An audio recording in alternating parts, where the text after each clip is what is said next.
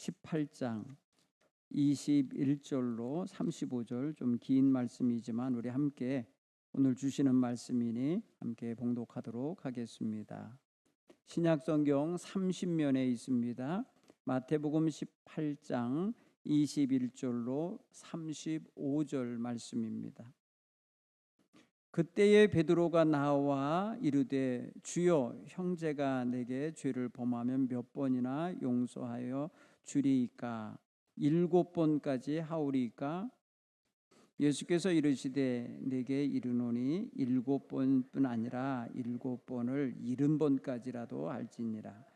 그러므로 천국은 그 종들과 결산하려 하던 어떤 임금과 같으니 결산할 때에 10,000달란트 빚진 자 하나를 데려오매 갚을 것이 없는지라 주인이 명하여 그 몸과 아내와 자식들과 모든 소유를 다 팔아 갚게 하라 하니, 그 종이 엎드려 절하며 이르되 내게 참으소서, 다 갚으리이다 하거늘 그 종의 주인이 불쌍히 여겨 놓아 보내며 그 빚을 탕감하여 주었더니, 그 종이 나가서 자기에게 100데나리온 빚진 동료 한 사람을 만나 붙들어 목을 잡고 이르되 빚을 갚으라 하매, 그 동료가 엎드려 간구하여 이르되 나에게 참아 주소서, 갚으리이다 하되 허락하지 아니하고, 이에 가서 그가 빚을 갚도록 옥에 가두고는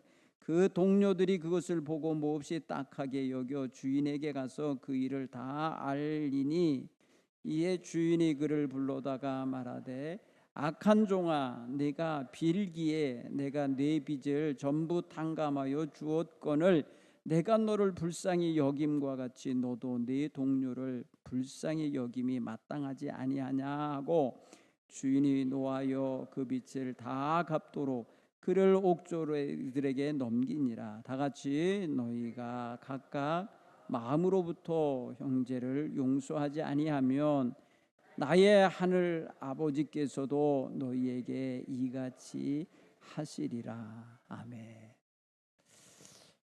오늘 이 이야기는 우리는 너무 잘 아는, 용서할 줄 모르는 이 악한 종에 대한 이야기입니다. 저는 오늘 이 말씀을 가지고 이 한 해를 돌아보며 또 인생을 여기까지 살아온 사람들로서 자기 인생을 돌아보며 이 말씀을 묵상하는 시간이 되기를 바랍니다. 용서할 줄 아는 힘은 어디로부터 나올까요? 용서할 수 있는 힘은 무엇으로부터 얻어질까요? 돈이 많으면 용서할 힘도 많을까요? 이 임금같이 권세가 있고 힘이 있으면 용서할 수 있는 여력이 될까요? 종의 처지와 여건을 이해하는 마음, 그 이해심을 가지면 용서할 수 있을까요? 우리에게 지금까지 우리의 삶의 허물이나 우리의 삶에 부족한 것 때문에 누군가에게 해를 끼쳤거나 남겼음으로 인하여 미안해할 때 용서받아 본 경험이 있다면 한번 생각해 보면 좋겠어요. 저도 지금까지 인생을 살아보면서 어른들에게 용서받은 일이 몇 가지가 있다는 걸 알 수 있어요. 어려서 잘못한 거, 철부지 때 잘못한 거, 청소년 때 잘못한 거를 용서받았던 경험이 있어요.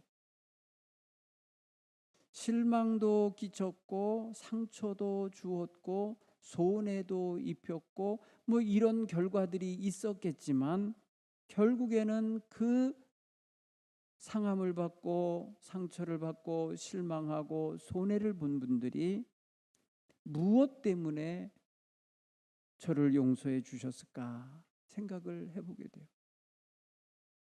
용서할 수 있는 힘이 어디로부터 오는 건가? 오늘 우리가 너무너무 자기에 대하여는 관대한데 다른 사람에 대해서는 너무 엄격하고 매몰차고 율법적이고 원칙적인 그런 모습을 보일 때가 있다는 걸 우리가 알게 돼요. 당사자의 관계가 아닌데도 제3자인데도 마치 그냥 자기 일인 양 감정이입을 하며 너는 용서해도 나는 못하겠어 하면서 이렇게 나오는 사람들도 종종 있어요. 근데 여러분 가만히 생각을 해보면 내가 완벽해서 내가 정말 의로워서 내가 아무런 허물이 없어서 그러는 걸까요? 우리는 내가 완전하지 못하다는 걸 알고 있어요. 내가 허물이 없는 존재라고 감히 말 못해요.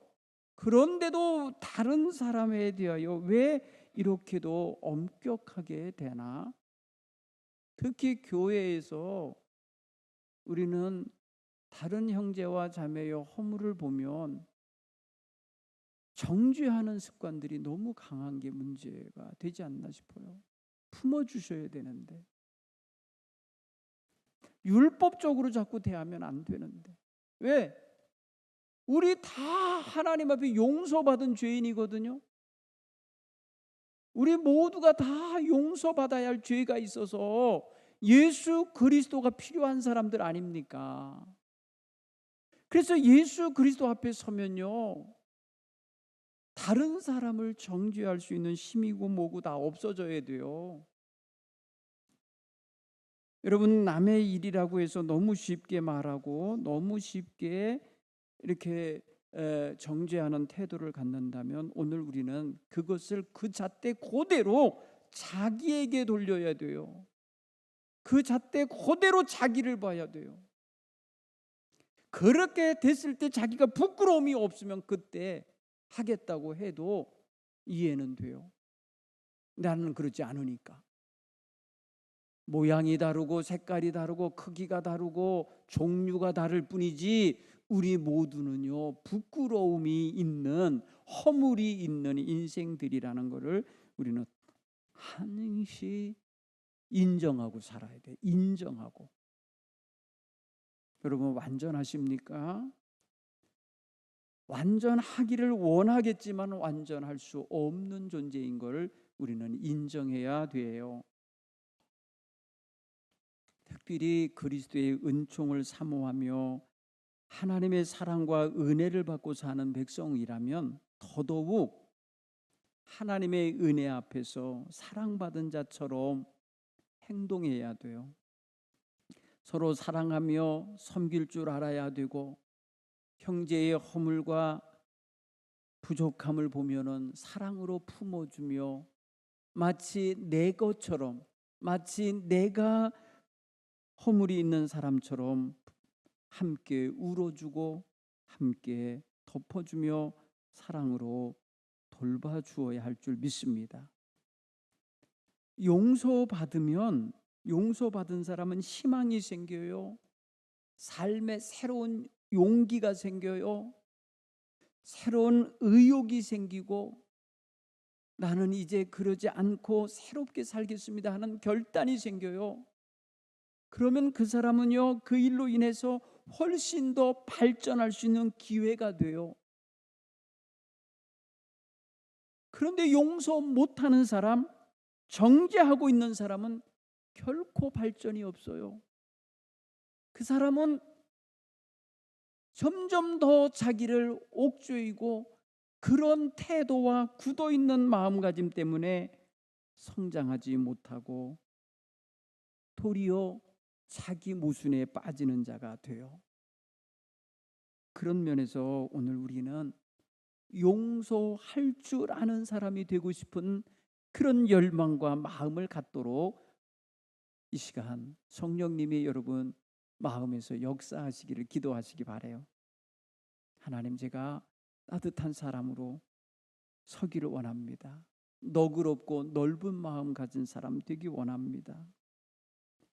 정죄하기보다 이해하고 용서하고 품을 수 있게 되기 원합니다.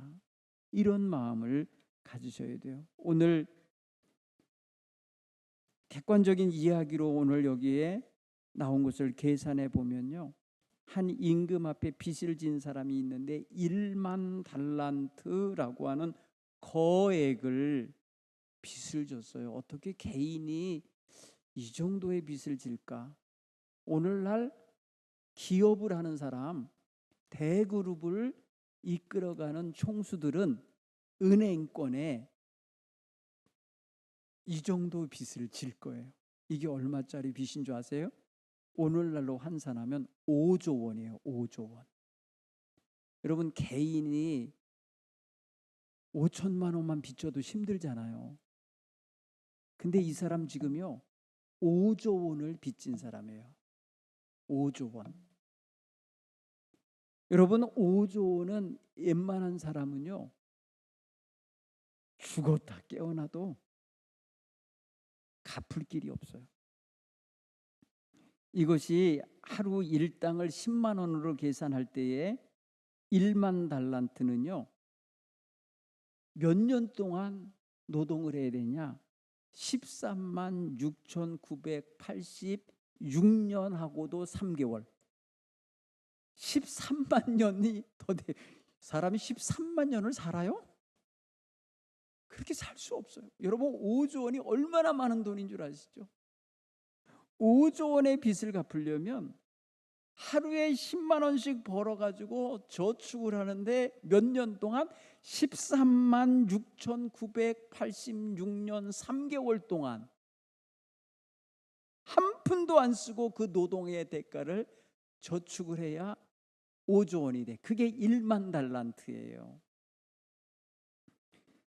여러분, 1만 달란트를 가져다가 뭐에 어떻게 써서 빚쟁이가 됐는지는 알 수 없어요. 성경은 그런 게 다 말하지 않아요. 뭘 말이죠? 이 사람은 도저히 갚을 수 없는 빚을 진 자라는 거예요. 여러분, 오늘 우리는 하나님 앞에서 도저히 우리 힘으로는 해결할 수 없는 그런 죄짐을 지고 있는 사람이었다는 걸 깨닫기 바랍니다. 얼른 거기에 나를 대입하면 나의 빚이라고 하는 것은 죄예요. 죄인데 내 힘으로는 도저히 갚을 길이 없는, 해결할 수 없는 죄라는 거예요. 그렇게 연결하면은 이 1만 달란트 빚진 자나 나나 다를 바 없는 존재라는 거예요. 갚을 길 없는 빚을 진 자 같은 거예요. 그 주인은 왕은요, 임금은 그랬다죠. 다 갚아라. 네 소유를 다 팔아라. 네 몸도 팔고 아내도 팔고 자식도 팔고 너 가진 모든 걸 팔아서 갚아라. 종이 엎드려서 절하며 참아주소서. 갚겠나이다. 거짓말이야. 갚을 수 없어. 그렇게 쩔쩔매면서 빌 때에 종의 주인이 어디에 따르냐면 성경을 보면요 너무나 중요한 단서가 거기 나와요. 그 말씀에 이런 단어가 들어있어요. 여러분, 이게 얼마나 따뜻한 마음인가 보세요.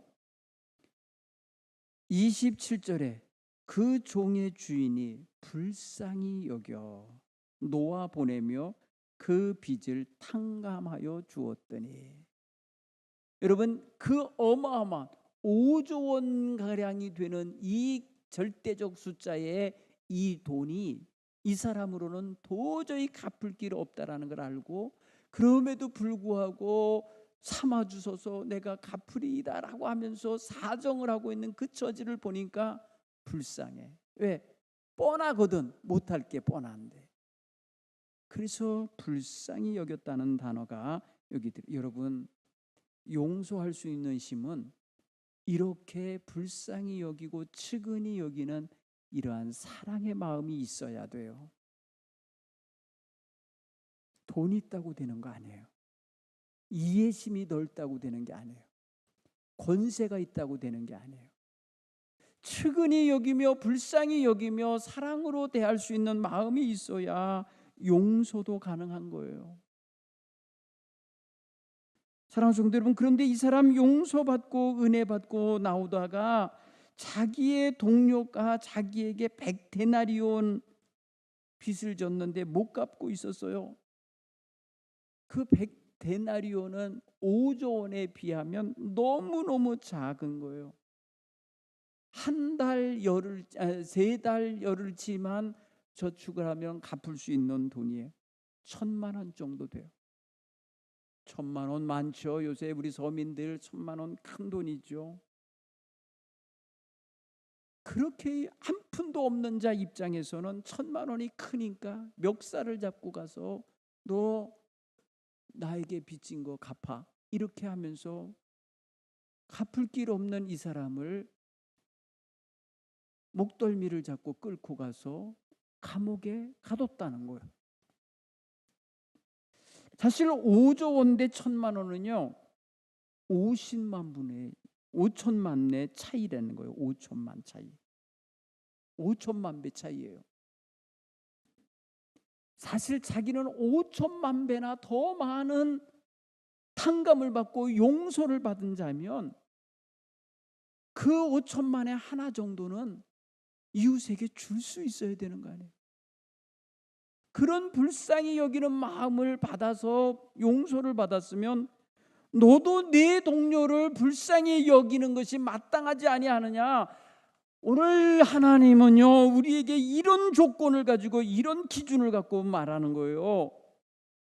33절에 내가 너를 불쌍히 여김과 같이 너도 네 동료를 불쌍히 여김이 마땅하지 아니하냐, 이거예요. 여러분, 이거에 우리의 마음이 젖어야 돼요. 내가 받은 바 은혜가 크니 나도 은혜를 베풀며 살리라. 내가 받은 용서와 은총이 크니 나도 용서하며 살리라. 이런 마음이 가져져야 이게 정상적인 마음이었던 거예요. 하나님은 지금 내가 너를 불쌍히 여김같이 너도 내 동료를 불쌍히 여김이 마땅하지 않냐? 마땅하지 않냐? 당연하다는 거예요. 이게 이치라는 거예요. 그러나 우리는 마땅한 이치를 감당 못하고 있는 게 많아요. 마땅히 그래야 되는데 그게 마땅한데 그렇지 못한 거죠. 왜 이럴까요? 이게 바로 나 중심적인 사고방식과 이기적인 삶의 패턴에서 나오는 모든 걸 나 중심으로만 생각하기 때문에 5조 원의 용서도 나는 받아야 되고 1,000만 원의 작은 빚도 나는 받아야 되겠다, 이런 입장인 거잖아요. 어마어마하게 큰 은혜를 받은 사람은 흘려보내는 이 통로도 열려 있어야 마땅하다는 것인데 하나님이 이 마땅한 도리를 하지 아니한 이 사람을 악하다고 보신 거예요. 그래서 주인은 다시 이 사람을 잡아다가 옥졸들에게 넘기며 빚 다 갚을 때까지 거기다 가두라는 거예요. 여러분, 탕감받았던 것이 도리요, 도로 그에게 5조 원의 빚이 도로 들어간 거예요. 받은 바 은혜를 감당하는 자세는 받은 은혜대로 살아가야 되는 거라고요. 받은 은혜를 베풀고 나누고 전하며 살아가는 게 받은 은혜에 합당하게 사는 법이에요. 그렇게 살지 못하니까 주신 자 하나님이 도로 거두시는 거예요. 오늘 우리의 삶 속에 은혜 받고 사랑받고 용서받고 이런 축복받았다는 이런 받은 은혜가 있고 고백이 있었다면 그에 합당하게 살아내야 이게 바로 하나님 백성의 마땅한 도리고 실감나는 도리예요. 우리가 그렇게 살아가고 있는지 보아야 되겠다. 하나님은 오늘 우리에게 용서하는 사람이 되기를 기대하신 거예요. 죄 용서받았으니 너도 내게 죄진 자를 용서해 주라고 하시는 거예요. 예수님께서 주기도문에 그런 내용이 있죠. 우리가 우리에게 죄진 자를 사하여 주신 것처럼 준 것처럼 우리의 죄를 사하여 주옵소서. 여기 보면은 순서가 내가 받은 게 먼저가 아니라 내가 먼저 베풀고 내가 먼저 용서해 주고 하나님 앞에 복을 받기 원하는 마음으로 다가가서 기도하는 거예요. 보니까 내가 나에게 죄진 자를 사하여 준 것 같이, 우리가 우리에게 죄진 자를 사하여 준 것 같이 우리 죄를 사하여 주옵소서. 오늘 본문에서는 내가 너를 탕감해 준 것 같이 너도 가서 네 동료를 탕감해 줘야 마땅하지 않냐, 이렇게 먼저 받은 자로서 후속 조치로서 자기도 베풀며 살 수 있는 걸 요구하신 거거든요. 그러면 예수님의 기도가 훨씬 더 수준 있는 기도죠. 우리가 먼저 그렇게 용서할 줄 알아야 된다는 거예요. 결국 하나님 편에서나 예수님 편에서 궁극적으로 우리에게 요청하시는 건 뭐냐? 용서할 줄 아는 사람이 되라는 거예요. 받은 은혜도 있고 받을 은혜도 있기 때문에, 이미 받은 은혜도 있고 앞으로 받을 은혜와 받을 축복도 있으니까 그에 합당한 자세는 받은 자답게 받을 자답게 은혜와 사랑을 베풀며 살아가야 되는 거죠. 여러분, 우리는 무엇이 우리로 하여금 우리에게 잘못을 저지른 사람을 용서할 수 없게 하나요? 한없는 은혜를 베풀어 준 하나님의 사랑의 마음이 모자라서인가요? 우리가 받은 은혜가 그때뿐이라서 그런가요? 받은 바 은혜가 얼마나 큰데 감사할 줄 모르고 나눌 줄 모르고 베풀 줄 모르는 이러한 옹졸하고 인색하고 이기적이고 자기중심적인 사람이 되는 거냐 이거죠. 오늘 여기에 우리의 문제가 있다면 이거 철저하게 우리 주님 앞에 내려놓고 회개하며 깨트려 가야 될 줄 믿습니다. 나는 죄를 지어놓고도 뻔뻔스럽게 하나님 앞에 용서를 구하러 가고 있으면서 내게 죄와 허물이 있는 사람에 대하여 인색하고 아주 율법적이고 정죄하는 태도로 날카롭게 대하는 것은 합당하지 않다, 이렇게 우리에게 결론지어 말하고 계신 거예요. 그러니 우리가 은혜 받은 바 찬송하며 기도하며 감사한다면 우리도 그 은혜를 사랑과 용서와 나눔과 베풀물로 표현해 내고 살아가야 될 줄 믿습니다. 하나님께서 우리에게 그렇게 말씀하시는 거예요. 우리 주님께서도 그렇게 말씀하셔요. 요한복음 13장 34절에 내가 너희를 사랑한 것 같이 너희도 서로 사랑하라. 여기 보니까 내가 너희를 사랑한 것 같이 너희도 서로 사랑하라. 그러니까 주님의 사랑을 먼저 배우고 체득한 우리는 서로 사랑해야 됨이 당연한 거고, 그것이 주님의 제자로서 살아내야 될 삶의 내용이라는 거예요. 너희가 서로 이렇게 사랑하면 이로써 모든 사람이 너희가 내 제자인 줄 알리라. 오늘 우리에게 정말 주님의 제자다운 모습은 이러한 사랑의 모습으로 나타나셨으면 좋겠어요. 야고보 선지자는, 야고보 사도는 4장 17절에 이렇게 말해요. 너희가 사람이 선을 행할 줄 알고도 행하지 아니하면 죄인이라. 선을 행할 줄 알면서도 행하지 아니하면 죄인이라. 사랑을 받고 용서를 받은 자, 그래서 용서해 주어야 함이 무엇인지 알면서도 행하지 아니하면 죄가 되는 거예요.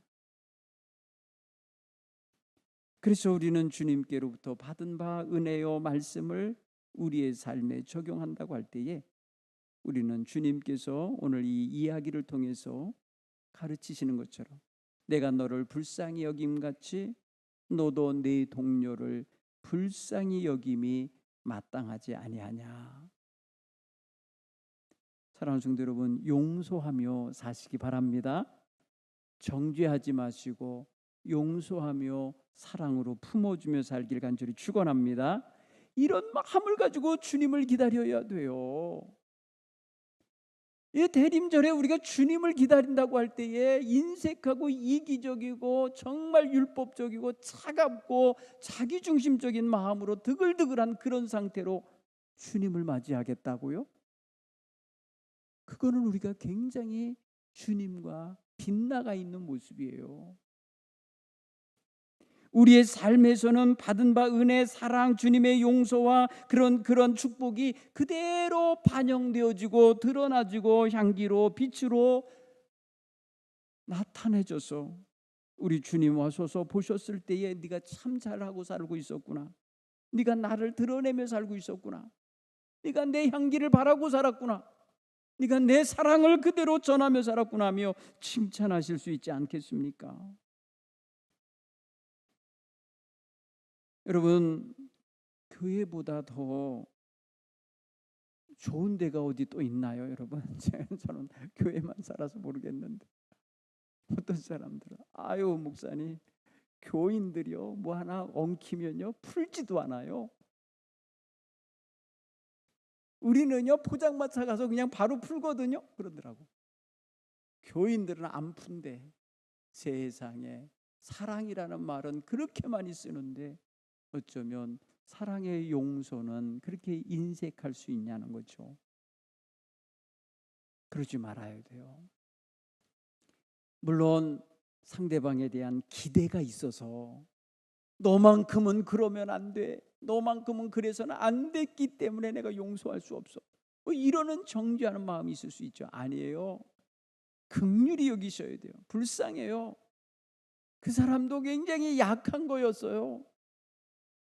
우리가 생각하는 것처럼 그렇게 멋지거나 그렇게 훌륭하거나 그렇게 대단하지 못했다는 증거예요. 이해해 주시며 사랑으로 용서하며 품어주시길 간절히 축원합니다.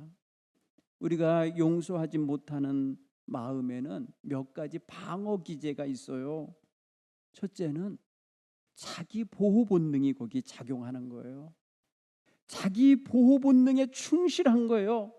나를 해쳤거나 나에게 손해를 입혔거나 나에게 상처를 준 사람에 대하여 그 잘못을 용서할 수 없고 보복하진 않을지라도 내가 그거는 잊지 않겠어, 뭐 이런 거 있잖아요. 보복은 하지 않지만 내가 용서는 못하겠어. 공격하거나 정죄하는 태도를 거둬들이지 않으면서 방어 기제를 쓰는 거예요. 나에게 손해를 끼쳤고 나에게 상처를 입혔고 나를 기분 나쁘게 했고 나의 자존심을 상하게 했다 이거예요. 이 사람 나에게 해를 끼친 사람이야 하면서 딱지를 하나 붙이는 거예요. 꼬리표를 하나 붙여놓는 거예요. 그래서 다가가지 않는 거예요.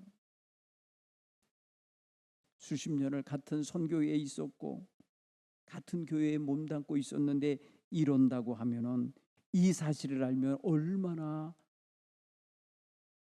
하나님께서 속상하시겠어요. 두 번째, 어떤 마음의 심리가 작용하고 있나 보면은 어떤 공의를 실현하고 정의 구현을 해야 되겠다는 의분이 있어서 그럴 수도 있어요. 나는 반드시 죄인은 벌을 받아야 된다고 생각해. 나는 잘못한 사람은 잘못의 대가를 치러야 한다고 생각해. 이게 정의야, 이게 하나님이 원하는 거야 라고 말하는 자세죠. 그렇지 않아요. 그런 자세로 하나님이 우리를 대했다면요, 우리는 벌써 죽었어야 돼요. 벌써 하나님의 그냥 손에 얻어맞아서 가루도 안 남게 사라졌어야 돼요. 그런 정의감, 그런 의분, 이런 것으로 하나님이 우리를 대하셨다면 우리는 한 사람도 남아있을 수 있는 사람이 없어요. 하나님은 주님의 십자가 은혜와 사랑 안에서 품으셨어요. 그 모든 죄를 기억하지 않으시겠다 하시며 간과하셨다 그랬어요. 간과하신다는 거예요. 못 본 척 해주시고 품어주셨다 합니다.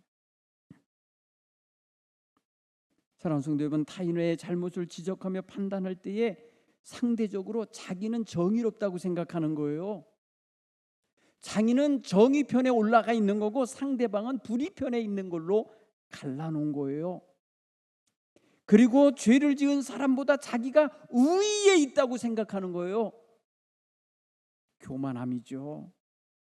엎어놓고 보면 자기도 더러운 게 그 밑바닥에 깔려 있는데 감추고 있거든요. 나는 저런 잘못하지 않아. 나는 저런 사람하고는 달라. 이러면서 마치 자긍심을 가지고 비교 우위에 있는 것처럼 생각하지만 하나님 편에서는요, 다 보여요.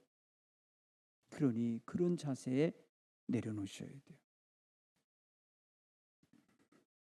그런가 하면 세 번째, 진짜 감정의 상처와 자존심의 손상을 입어갖고 분노의 씨앗이 뿌려져서 가슴에 쓴 뿌리가 자라고 있어서 그래서 용서 못할 때도 있어요. 감정적인 상처, 스크래치가 난 거예요. 이게 흔적이 남은 거예요. 그래갖고 도저히 저 사람만 보면은 트라우마가 생기고 그 사람만 보면은 숨게 되고 피하게 되고 입에서 말에 거품을 품면서 욕하게 되는 이런 상황이 왜냐? 자기의 마음에 큰 상처가 그렇게 트라우마를 작용시켜서 그렇게 만드는 거죠. 사실 사람이 정서적으로 상처를 입고 자존감의 상처를 입으면요, 견디기 힘든 거 맞아요. 여러분 겪어봐서 알잖아요. 모욕감 참기 어렵죠. 무시당했을 때 어렵죠.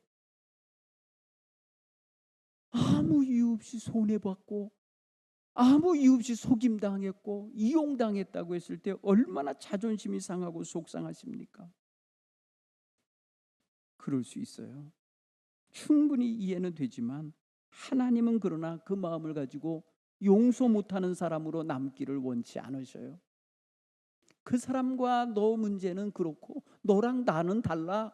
너랑 나의 관계 속에서 그게 죄가 돼. 이거예요. 하나님이 내가 저 사람을 대하는 태도 속에서 하나님이 나를 보실 때에 나의 옳지 못함이 점점 강화되는 걸 원치 않으시는 거예요. 무조건 억울해서는 안 된다고 생각하. 아니에요. 때로는 억울함도 이겨내셔야 돼요. 예수님이 얼마나 모욕을 당하고 억울함을 당했겠어요. 그렇죠? 얼마나 제자에게 배신당하고 팔림당할 때에 수치가 생기고 분노가 생기고 그 가룟 유다를 그냥 당장 쫓아가서 어떻게 하고 싶지 않겠어요? 그런데도 뻔뻔스럽게 주님 접니까? 제가 주님 파는 자예요? 하면서 아주 능청맞게 그 앞에 마주 앉아갖고 같은 떡 그릇에서 같이 그릇에서 떡을 가져다 먹고 있는 그 모습을 보면서 예수님이 얼마나 참고 계신가 보세요. 견딘 것이죠. 억울함과 분노를 느끼는 상황에서 자기 자신의 감정이 해소되지 않으면 그것이 자기 속에서 응어리가 지고 그것이 불만 덩어리가 되고 그것이 원망거리가 돼서 만나는 사람에게마다 그 사람 욕하고 그 사람에 대하여 비난하는 태도를 갖는 건 전적으로 자기 문제가 되는 거예요. 이제부터는 자기의 죄거리가 되고 있는 거예요. 그거는 이미 그 사람과의 관계는 이미 벌써 정리가 됐고 며칠이 지났고 몇 년이 됐는데도 지금 여기서 계속 작용하고 있다면 나는 아직도 그 사탄이 뿌려놓은 그 악한 죄의 덜미에 딱 엉켜갖고 못 벗어나고 있는 거죠. 사랑하는 성도 여러분, 힘들어질 수 있어요.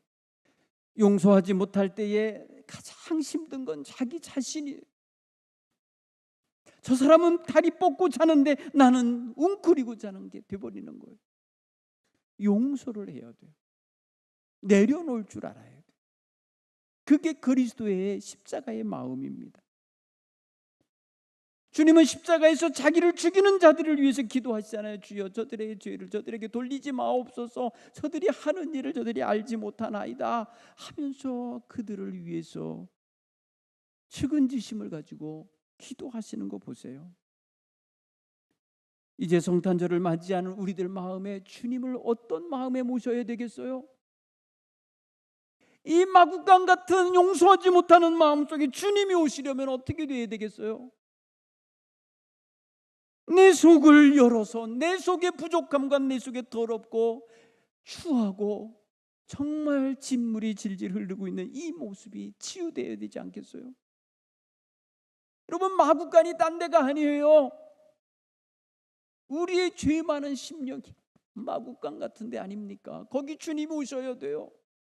거기 주님이 오셔서 거기 주님의 보좌가 있고, 거기 주님이 거기서 경배 받으시고, 거기서 주님이 찬양 받으시는 역사가 있게 하려면 내가 마구간입니다, 내가 죄인입니다, 내게 내놓을 방이 이거밖에 없습니다 하며 겸손히 인정하고 나아가야 될 줄로 믿습니다. 사랑하는 성도 여러분, 다른 사람 정죄하지 마세요. 모양이 다를 뿐이지 나도 정죄당할 일이 많은 사람들이라는 걸, 많은 사람이라는 걸 인정하셔야 돼요.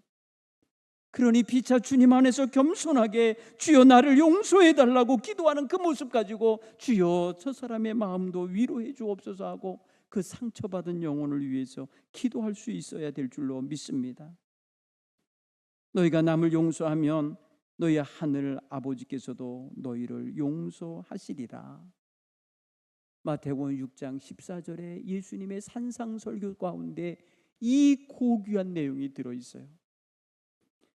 따라서 오늘 우리는 주님을 기다리고 있는 이 대림절기, 주님을 맞이할 준비를 할 때에 내가 여기 있나이다라고 하려면은 이러한 사랑의 마음으로 온전히 채워져 있는 우리 성도들로서 준비되어야 할 줄로 믿습니다. 이 마음을 꼭 챙기시고 대림절기를 살아가시길 간절히 축원합니다. 용서하며 사시기 바랍니다. 사랑으로 품으시며 살기 바랍니다. 나의 연약함을 고백하며 사는 그런 대림절기가 되기 바랍니다. 기도하겠습니다.